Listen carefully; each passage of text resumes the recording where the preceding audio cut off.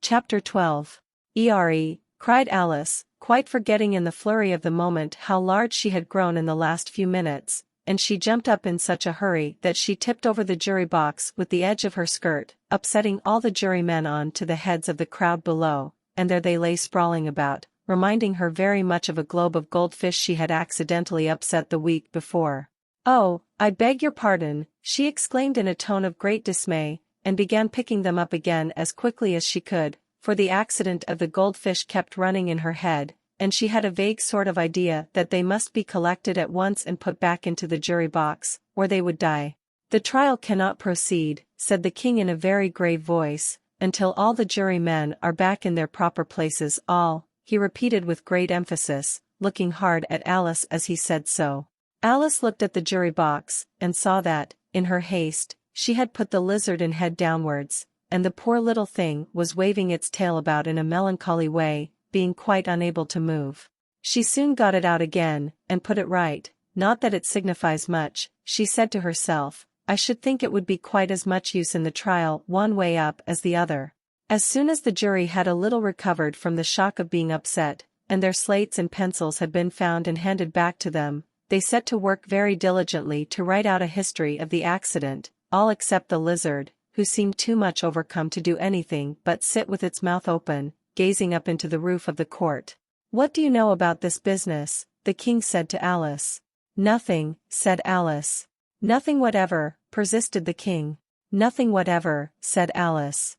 "That's very important," the king said, turning to the jury. They were just beginning to write this down on their slates, when the White Rabbit interrupted. "Unimportant, your majesty means, of course," he said in a very respectful tone, but frowning and making faces at him as he spoke. "Unimportant, of course, I meant," the king hastily said, and went on himself in an undertone, "important, unimportant, unimportant, important," as if he were trying which word sounded best. Some of the jury wrote it down important, and some unimportant. Alice could see this, as she was near enough to look over their slates, but it doesn't matter a bit, she thought to herself. At this moment the king, who had been for some time busily writing in his notebook, called out silence, and read out from his book, Rule 42. "All persons more than a mile high to leave the court." Everybody looked at Alice. "I'm not a mile high," said Alice. "You are," said the king. "Nearly 2 miles high," added the queen. "Well, I shan't go, at any rate," said Alice. "Besides, that's not a regular rule, you invented it just now." "It's the oldest rule in the book," said the king. "Then it ought to be number 1, said Alice. The king turned pale, and shut his notebook hastily. "Consider your verdict," he said to the jury, in a low trembling voice. "There's more evidence to come yet, please your majesty," said the White Rabbit, jumping up in a great hurry. "This paper has just been picked up." "What's in it?" said the queen.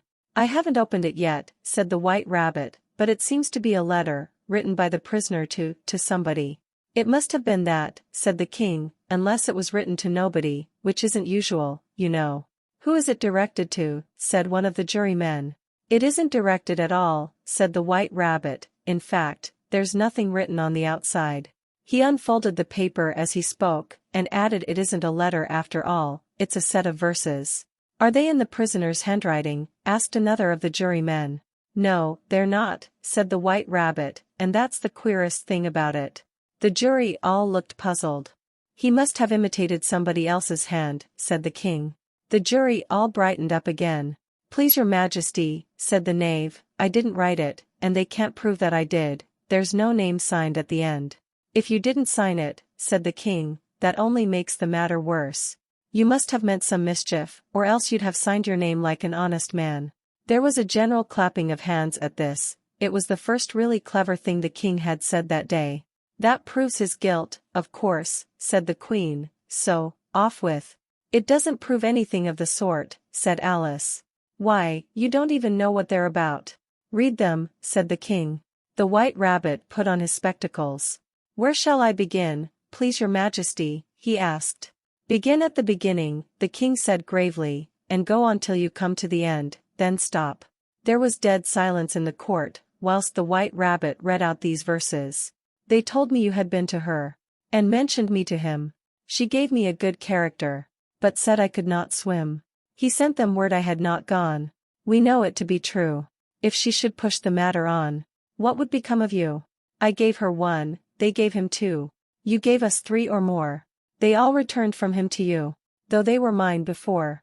If I or she should chance to be involved in this affair, he trusts to you to set them free, exactly as we were. My notion was that you had been, before she had this fit, an obstacle that came between him and ourselves, and it.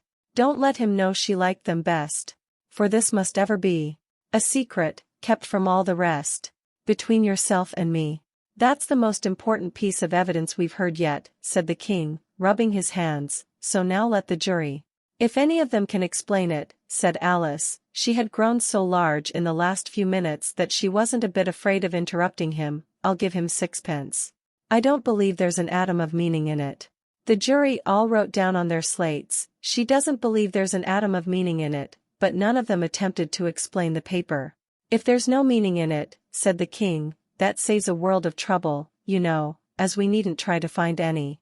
And yet I don't know, he went on, spreading out the verses on his knee, and looking at them with one eye. I seem to see some meaning in them after all.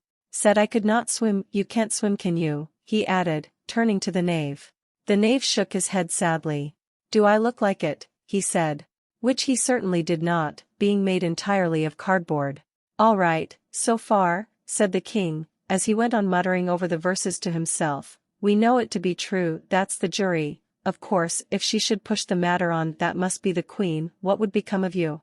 What, indeed? I gave her 1, they gave him 2. Why, that must be what he did with the tarts, you know. But it goes on, they all returned from him to you, said Alice. Why, there they are, said the king triumphantly, pointing to the tarts on the table. Nothing can be clearer than that. Then again, before she had this fit, you never had fits, my dear, I think, he said to the queen. Never, said the queen furiously, throwing an inkstand at the lizard as she spoke. The unfortunate little Bill had left off writing on his slate with one finger, as he found it made no mark, but he now hastily began again, using the ink that was trickling down his face, as long as it lasted. Then the words don't fit you, said the king, looking round the court with a smile. There was a dead silence. It's a pun, the king added in an angry tone, and everybody laughed. Let the jury consider their verdict, the king said, for about the 20th time that day. No, no, said the queen. Sentence first, verdict afterwards. Stuff and nonsense, said Alice loudly. The idea of having this sentence first. Hold your tongue, said the queen, turning purple. I won't, said Alice. Off with her head, the queen shouted at the top of her voice. Nobody moved. Who cares for you, said Alice. She had grown to her full size by this time. You're nothing but a pack of cards. At this the whole pack rose up into the air, and came flying down upon her. She gave a little scream, half of fright and half of anger, and tried to beat them off, and found herself lying on the bank, with her head in the lap of her sister, who was gently brushing away some dead leaves that had fluttered down from the trees upon her face.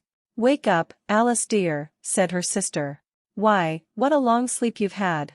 Oh, I've had such a curious dream, said Alice, and she told her sister, as well as she could remember them, all these strange adventures of hers that you have just been reading about, and when she had finished, her sister kissed her, and said it was a curious dream, dear, certainly, but now run into your tea, it's getting late. So Alice got up and ran off, thinking while she ran, as well she might, what a wonderful dream it had been. But her sister sat still just as she had left her, leaning her head, watching the setting sun, and thinking of little Alice and all her wonderful adventures, till she too began dreaming after a fashion, and this was her dream. First, she dreamed of little Alice herself, and once again the tiny hands were clasped upon her knee, and the bright eager eyes were looking up into hers. She could hear the very tones of her voice, and see that queer little toss of her head to keep back the wandering hair that would always get into her eyes, and still as she listened, or seemed to listen, the whole place around her became alive with the strange creatures of her little sister's dream.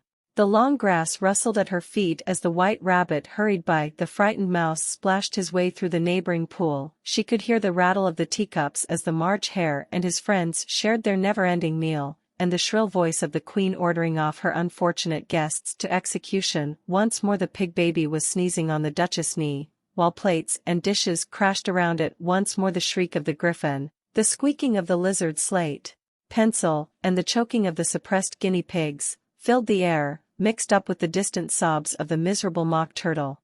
So she sat on with closed eyes, and half believed herself in Wonderland, though she knew she had but to open them again, and all would change to dull reality. The grass would be only rustling in the wind, and the pool rippling to the waving of the reeds. The rattling teacups would change to the tinkling sheep bells, and the queen's shrill cries to the voice of the shepherd boy, and the sneeze of the baby, the shriek of the griffin, and all the other queer noises, would change, she knew, to the confused clamor of the busy farmyard, while the lowing of the cattle in the distance would take the place of the mock turtle's heavy sobs. Lastly, she pictured to herself how this same little sister of hers would, in the aftertime, be herself a grown woman, and how she would keep, through all her riper years, the simple and loving heart of her childhood, and how she would gather about her other little children, and make their eyes bright and eager with many a strange tale, perhaps even with the dream of Wonderland of long ago, and how she would feel with all their simple sorrows, and find a pleasure in all their simple joys, remembering her own child life, and the happy summer days. The end.